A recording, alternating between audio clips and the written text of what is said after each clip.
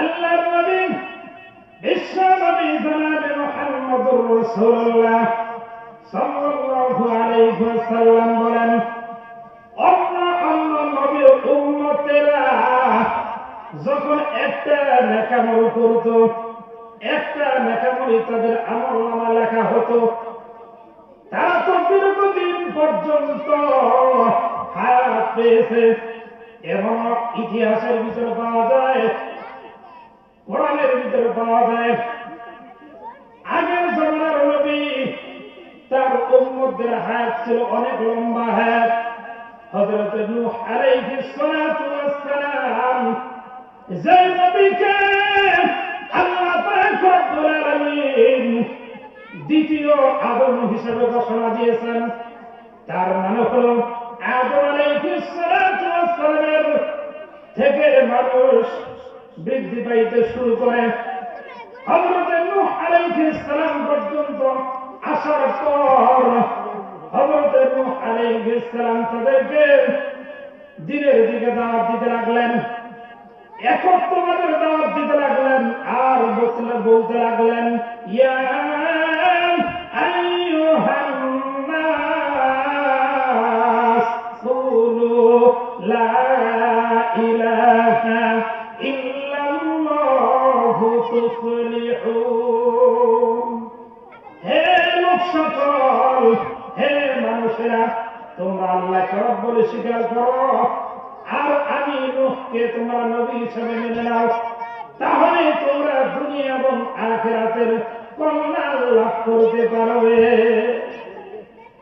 হযরত পয়গম্বর নূহ আলাইহিস সালাতু ওয়াস সালাম 1 বছর 2 বছর দাওয়াত দিলেন না, 100 বছর 200 বছর নয়, 950 বছর পর্যন্ত মানুষকে কালেমার দাওয়াত দিলেন। 950 বছর পর্যন্ত দাওয়াত দেওয়ার পর মাত্র 80 থেকে 82 জন ঈমান গ্রহণ করলো, আর বাকি সকলেই পয়গম্বরের বিরোধিতা এমন ভাবে চরম পর্যায়ে শুরু করে দিল।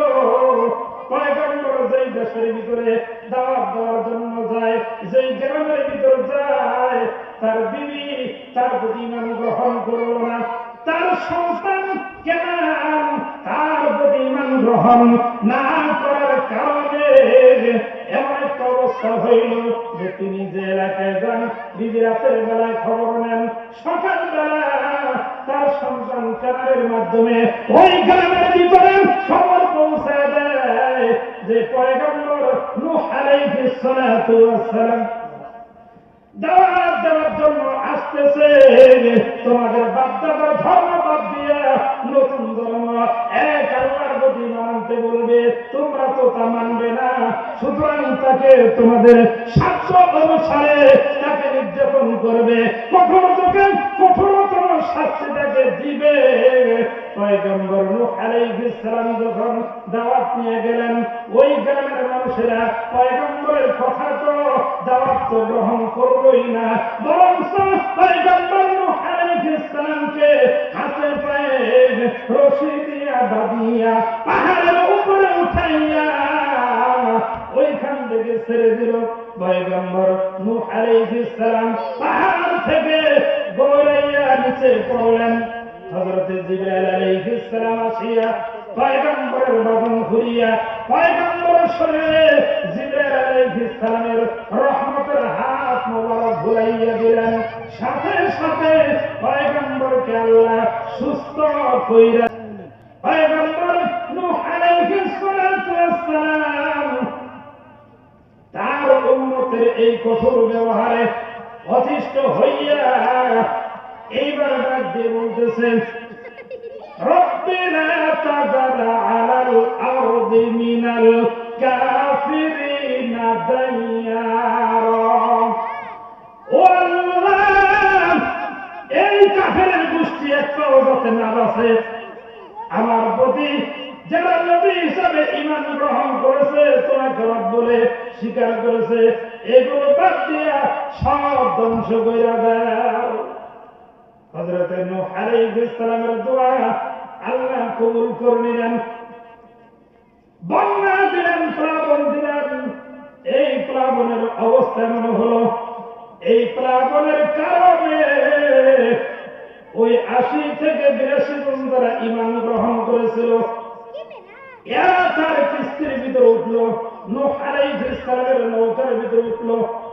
নূহ আলাইহিস সালামকে আল্লাহ বললেন, ও পয়গম্বর, তুমি যেই জায়গার ভিতরে পাহাড় থেকে নিচে বেরোছ, এই জায়গার ভিতরে আমি একটা গাছ দিলাম, ইগল একটা গাছের মতো লম্বা হবে, ওই গাছটা তুমি রোপণ করো, ৪০ দিন পর এই গাছটা তুমি কাটবে, কাটার পর এই গাছ থেকে তুমি নৌকা তৈরি করবে, কিস্তি তৈরি করবে।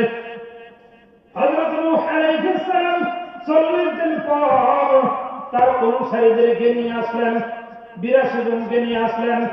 আসিয়া তাকাইয়া দেখে কি অবস্থা হয়েছে, বলে গাছটা এত বড় হয়েছে, তাফসীরের কিতাবের ভিতরে আছে ওই গাছটা ৬০০ গজ লম্বা উঁচা হয়েছে।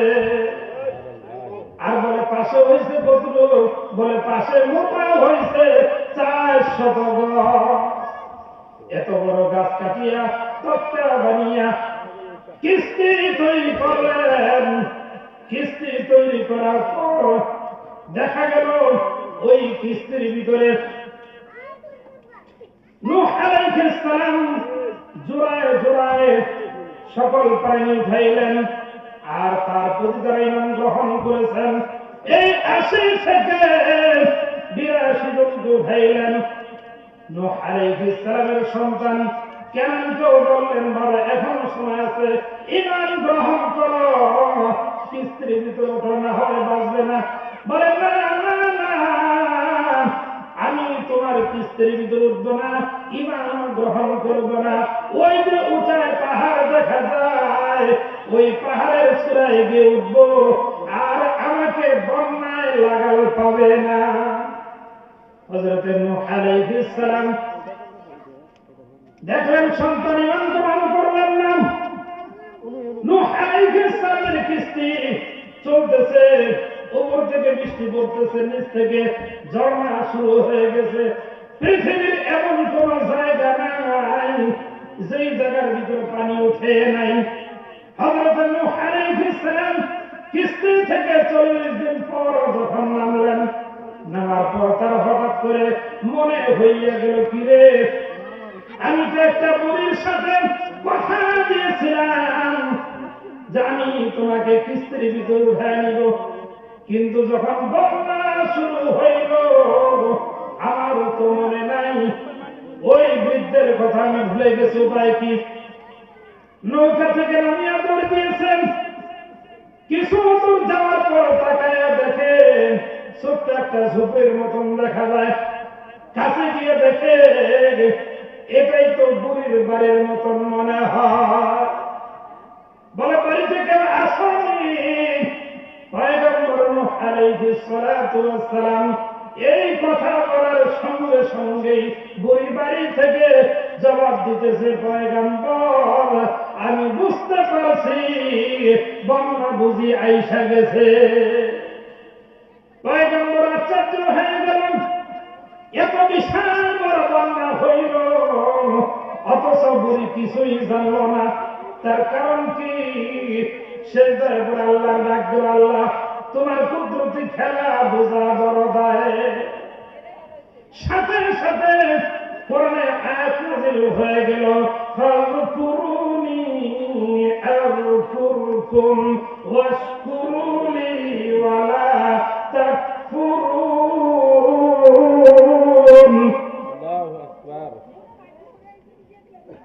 আমার যেই বান্দা আমাকে স্মরণ করে আমি আল্লাহ তারে স্মরণ করি।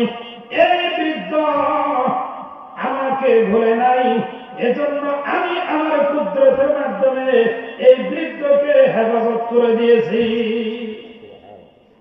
এজন্য বলতেছিলাম সামনে আসতেছে রমজান মাস। এই রমজান মাস আল্লাহ আপনাকে দিলেন, কি জন্য দিলেন? নূহ আলাইহিস সালাম ৯৫০ বছর দিনের দাওয়াত দিয়েছেন, আল্লাহর ইবাদতের ভিতরে সময় কাটাইছেন।